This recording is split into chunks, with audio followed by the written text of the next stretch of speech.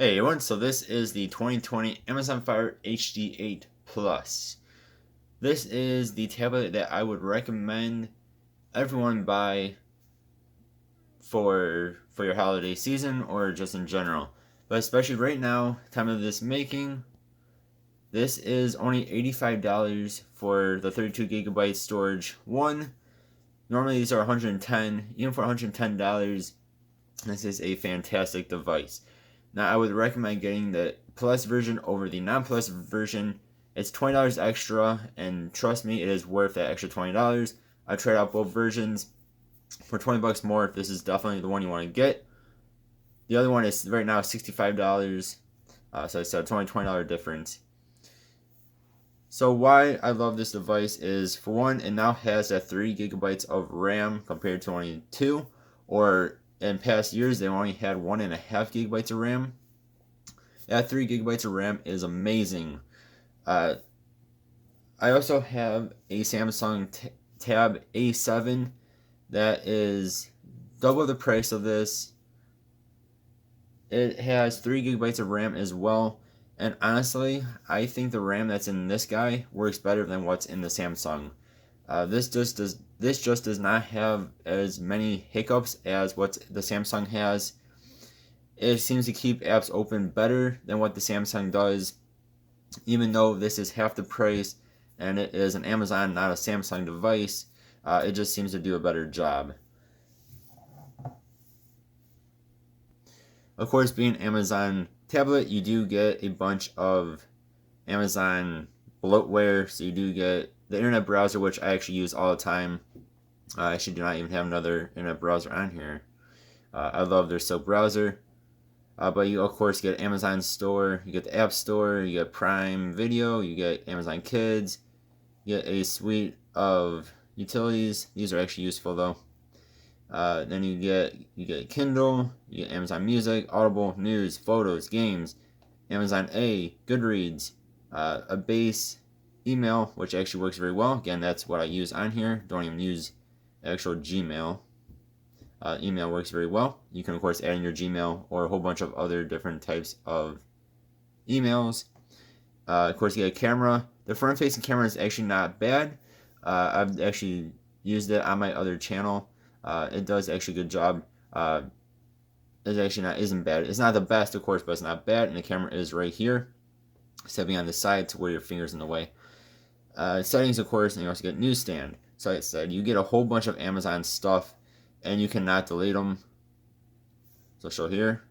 So everything that is highlighted, you can delete. Everything that's darkened out, you cannot. So anything that's Amazon, you cannot. You can get rid of this new item thing, though. I have played games on here. I have Among Us, I've had Call of Duty. I've done other games in the past as well. Pokemon trading card game. That actually gives some other devices hiccups. This one's not too bad. It actually works pretty well on here. And that is even with using a screen recorder at the same time. If you guys want to see how well that works, check out my gaming channel.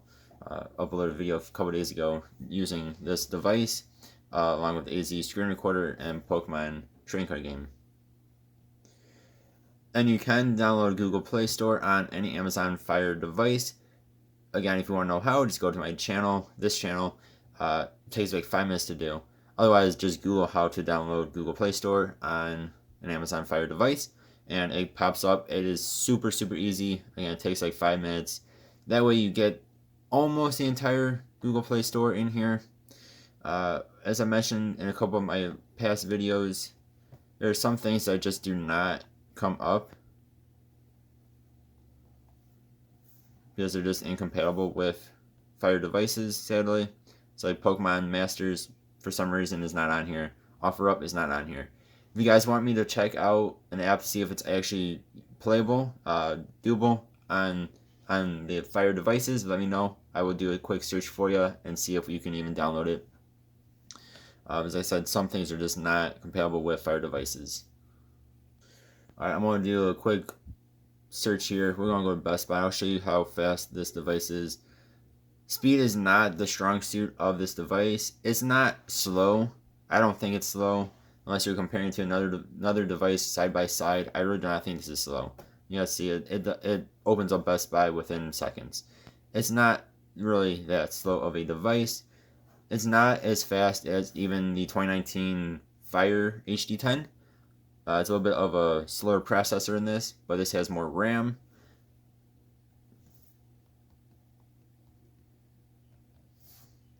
Yeah, we're just doing another little speed here. I said it's not bad. I mean, what did it take? 10 seconds, 15 seconds to load.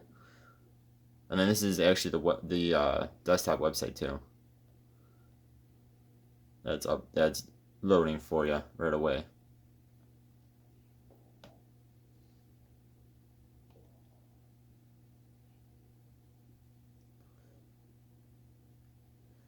Then if you were to download Google Chrome, it might even be faster. I have not actually tried that out.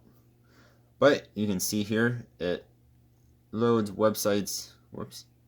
it loads websites very well. I have no issues with it. And you can see how fast it is. Now, with any device, there are some issues. The issues with this guy is going to be, again, the processor is not the quickest processor you can find in even Fire devices. But as you see here, it is not bad. It is, to me, it's very, very usable, unless you are comparing it side by side to another faster device. Being a Fire device, though, too, it is not for power users. Pretty much, I'm going to guess if you're a power user, you're probably not going to be looking at this like you need to, I don't know, shoot 4K videos or upload 4K videos or whatever 4K videos like some YouTubers do. If you need to do some crazy powerhouse stuff on your tablet, again, you're probably not going to be looking at the tablet anyway. But it's not going to be, it's not the most powerful thing out there. If you want something that's crazy powerful, you'll probably have to look at a Samsung Tab S7 or, of course, an iPad Pro, which is probably going to be looking at anyway. Other thing is, it is only 8-inch screen, so if you want something that is bigger, of course, this is not going to be it. Even like the Fire 10 is going to be quite a bit bigger. It's over 2 inches bigger. So if you want something with a bigger screen, I'd look at the Fire. That's $150, so about double the price of this guy right now. So of course you want something with a bigger screen that's not 8 inches. Of course that's gonna be obvious. You're not gonna get the 8-inch device. Then another thing that kind of an issue again with this is it does up to 720p. It is not a full HD display. It is only a 720 display. To me, that does not bother me whatsoever. I personally cannot really tell the difference between 720 and 1080. And honestly, I personally cannot tell the difference between even really 720 and 4K. That's just my eyes. I know other people can. So that's something that does not bother me personally, but maybe it bothers you. Then one other issue is the screen is rather kind of glossy, I want to say. Maybe that's not the correct word for it, but depending on how light is hitting this and depending on your brightness level, right now I have it up almost all the way, but depending on how light hits this, it can be hard to see the screen. Easy fix is just to turn up your brightness all the way. Usually I keep mine down about here-ish, and again, depending on how light hits it, it can be hard to see, or especially if you're looking at it from an angle, and the light's hitting it at just the right angle, it can be hard to see. So just turn up your brightness and that issue goes away. But for basic use, I think this is probably going to be the best device that you can buy. I personally prefer using the HD8 Plus over the HD10. I actually like using this device better. Again, that RAM just makes a huge difference. It has 1 more gigabyte of RAM over the HD10. To me, it just makes a huge difference. I mean, this thing is so easy to hold on to, being only 8 inches, no matter which way you hold on to it. It does have bezels on the side. Personally, I prefer bezels. That way, thumbs can sit here and not hit things. Again, same thing on that way. They're not huge bezels, but it does have bezels. Again, I like bezels on my devices. Again, basically any game I've thrown at this guy, you can play it in.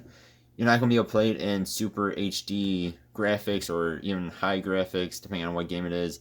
But this will play most games in medium graphics, and then very super intensive games, it'll still play in lower graphics, and does just fine. So yeah, I really do think that this is the device for anyone that does not need super crazy power from their device. It is only $85 right now on sale. Even at $110 normal price, this thing is fantastic. I forgot to mention, you do get dual speakers. They're not the loudest, but they do sound good. They get loud enough, don't get me wrong. They're not as loud as even the Fire 10.